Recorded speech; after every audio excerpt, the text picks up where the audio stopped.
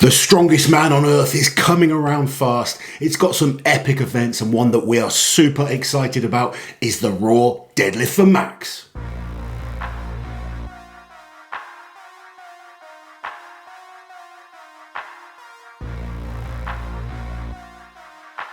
So I've been excited ever since Brian announced this event, a raw deadlift. We don't often see this. Usually the athletes are in their suits. Brian has said, no suits, we're going to do a standard deadlift, see who is the strongest deadlifter. Now we have some fantastic deadlifters in this competition, the likes of Hafthor Bjornsson. We know how good he is, the record holder in the deadlift, but how much can he pull out of a suit? That's what we're going to get to find out. It's going to be really interesting. We hear a lot of talk about, Thor being the guy that could really push for 505. I do not think this is the competition for that out of the suit. No, I agree with you there. I think this competition is going to be, there's a little bit of bragging rights. Everyone wants the biggest deadlift. Yeah. It's kind of like, as a strongman, everyone wants to have a huge deadlift. And if you win the deadlift event, it's like extra bragging points.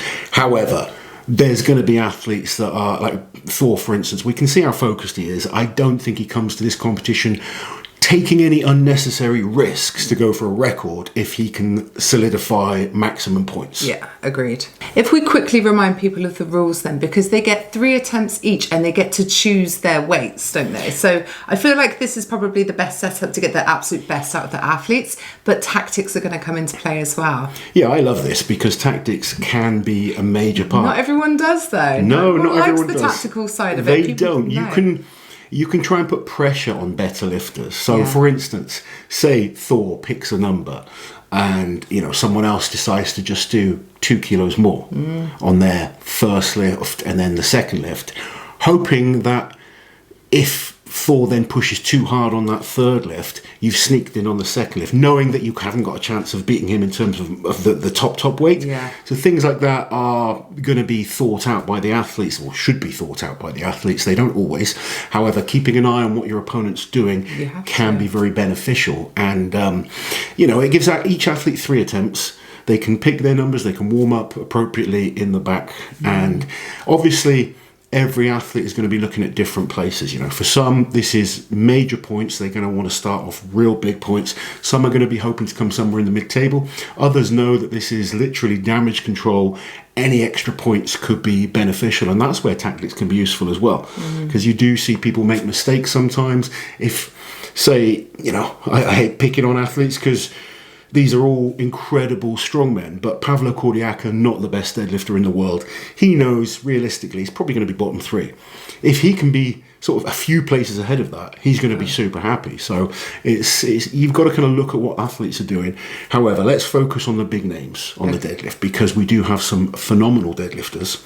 Obviously, Hafthor is probably the man to beat when it comes to the deadlift. And he has the record. I mean, you said earlier we don't really see it out of a suit. We do at the Arnold's and Rogue when they do the elephant bar, and Thor has the world record on the elephant bar suit. He has the world record, and we've got a lot of these athletes that are competing in this competition competed at the Arnold's this year on the elephant bar. And if I quickly run through the results from there, Hafthor Bjornsson took the win with 456 kilos. Bobby Thompson was second with 436. Mitch Hooper 431, Evan Singleton 427, Tom Stoltman 415. Now, if he can't improve on the deadlift from what he did at the Arnold's to this contest, this could be a damaging event for him. Which would be a shame, because in a suit, deadlift is one of Tom's best events. Tom's deadlift has improved loads, but at these type of competitions, he hasn't had the best results where he is out of the suit. And is that a case of him not coming into these competitions in his best shape, with his most focus for that prep? Is it going to be different at this competition? We'll see. I mean, we all know Tom wants to be his best at World's Strongest Man. Yes. That's where he absolutely peaks for. And he openly says this. I spoke to him on the weekend, and he's training hard for this comp, but it is hard when you've just won World's Strongest Man. He's here, there and everywhere. He's going to lots of events. Yeah. And I feel the deadlift, and particularly the squat, maybe we'll talk about in another video, could be 2 events that do cost Tom some points. I wonder, right? So say you've just won the World's Strongest Man, and there's this competition which now, since last year, offers the title of the strongest man on earth. How much of a, like, do you know what I mean? If you don't also win that title, are you going to feel like people are going to say, well, you're not the best because so-and-so won this? Which would, like, suck for that winner, wouldn't it? Do you think there's that pressure, that additional pressure to win this one? I don't think Tom feels that. I think Tom is smart. I think he understands that the World's Strongest Man title is huge. I think as a die-hard strongman fan, this is a comp we're all really looking forward to. It's 8 events, brutal events, spread over 2 days with 16 of the best athletes in the world. It is something I've spoken about. You know, Brian has obviously put a lot of work into this competition. I think it's a major step forward for strongman, but I don't think it takes away anything from what Tom did at World's Strongest Man. And I think it's important that we understand that. You watch athletes throughout the year, you know, they all want to win major comps, and athletes peak for different times. However, we're talking about the deadlift. And we should remember also, just on that point quickly, the World's Strongest Man is not an easy competition to win either. Look at Thor as a great example, one of the absolute best strongmen ever, and he managed to win it once. Look at the standard you're up against. I know. You know, just being slightly off on one event can cost you. I'm going to reiterate that these are 16 of the best guys in the world. So when I say someone's not good at something, I'm talking about at the absolute pinnacle comparatively in the sport. Yeah. Tom is a great deadlifter, but we have a number of awesome deadlifters. And we've got some extra ones who were not in the Arnolds. That's what I wanted to add into. So, a couple of names that weren't at the Arnolds that could potentially get between the likes of Tom and some of the big deadlifters. Starting off, Lucas Hatton. He's not the biggest name when it comes to deadlifting, but he is improving at a rapid rate. He's exceptionally good at certain events. I'm looking forward to seeing what he can do. Wesley Dewinski, he's had some solid results on deadlifts. I don't know how high he can push a raw deadlift, but he's got good results on the deadlift. The two real big names for me when it comes to the other athletes are Austin Andrade. Now, we saw Austin compete in the World Deadlift Championships. He competed without a suit and he pulled 430 kilos. Yeah. That was with a week's notice. Yeah, and also here he's going to have that benefit of making smaller jumps, whereas there he would have had to go up to 1,000 pounds after that, which is huge. Absolutely. He you just got the set jump, so he had to do those. But to do 430, not peaked, just kind of stepping in last minute, is a huge number. He's been working exceptionally hard. I expect big things from Austin. However, the man I'm really looking forward to seeing compete on the deadlift is Matt Ragg. Now, you have to go back to 2016 to see Matt outside of the top 2 on a deadlift event. That's interesting. Do we know if, I'm guessing probably none of them were suitless? I don't know. It's hard to kind of find out which ones were suited, which ones weren't. But we know he's a massive deadlifter. And I think he's someone that is capable of pushing some big numbers. I'm excited to see it. I'm excited to see, like, you know, Hafthor is the favourite, but there's so many good guys, and Hafthor's going to have to be on his game. Oh, yeah. We know Bobby Thompson is a great raw deadlifter. Mitch Hooper is pulling some massive numbers. We saw his brilliant deadlift at the Strongman Classic. He's put work in over the off-season. You know, Matt, Austin. Trey's going to be an interesting one. Trey Mitchell. Trey is an interesting one. He's a big deadlifter.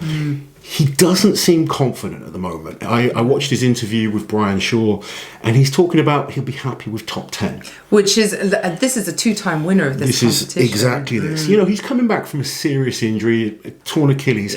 However, the Achilles doesn't affect the deadlift too much, so hopefully his deadlifting is back to his best. He's going to struggle more on some of the other events, I feel, from the other events that are in the contest.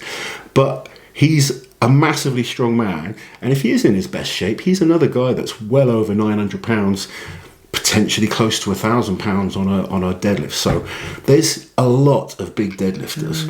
It's going to be an exciting event to watch. It really is, because the suits are becoming more and more advanced, and athletes are lifting more and more in suits. So I've got athletes that I coach, and they're putting 30-40 kilos on their deadlift in a suit. I need a suit.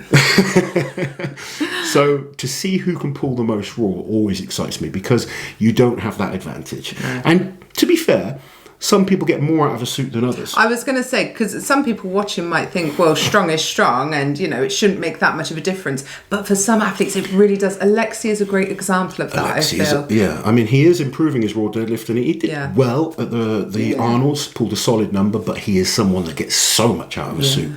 So I feel for Alexi, he's someone that really wants to be in a suit. When it's out of the suit, he's going to drop a few points. I love, as a fan of the sport, I love the setup on the deadlift. I think, though, obviously I've never competed, I think as an athlete, I would hate having to pay attention to what everyone else was doing, because you kind of want to be able to focus on yourself, don't you? But this doesn't really allow that. You've got to keep This is where a coach can really help, though, as well. Yeah, I mean, as an athlete, you just want to keep your head focused, ready to pull as much as you can. But yeah, you do need to have your wits about you and be focused on what other athletes are doing in this situation, because 1 kilo difference can make a difference. And if you're not paying attention, you could really screw yourself over, couldn't you, by lifting another weight but not advancing any further in terms of the overall leaderboard. Indeed. You got any predictions on the deadlift? Oh man, I think Thor will probably win the deadlift. I do expect that. I don't think he's going to have to push to anything too crazy. I think about 460. Oof. Maybe would win it. I know that is quite crazy. Yeah, it's a massive But in terms of his, what we've seen him do in the past, I think either Matt Ragg or Mitchell Hooper in second, maybe. Cool. Maybe. Yeah. With the other in third, maybe. But with Bobby there also, maybe. Yeah, no, I think we do genuinely. I think it's really hard. We have some amazing deadlifters in this. I think we're going to see a couple of guys really push towards that 1,000 pounds, and 1,000 pounds without a suit is massive. So don't expect the 500 kilos. It is so much harder being out of the suit. But if we see a number of athletes, mid 400s, we should be excited. Yeah, we should be, and it's going to be a great start to the contest. Okay then, guys, as always, let us know your thoughts and opinions in the comments below. Who do you think is going to win the deadlift event, and what do you think they're going to have to pull to take that win? Keep an eye out for our next video, where we're going to be looking at the manhood stones, another max event. Looking forward to this one.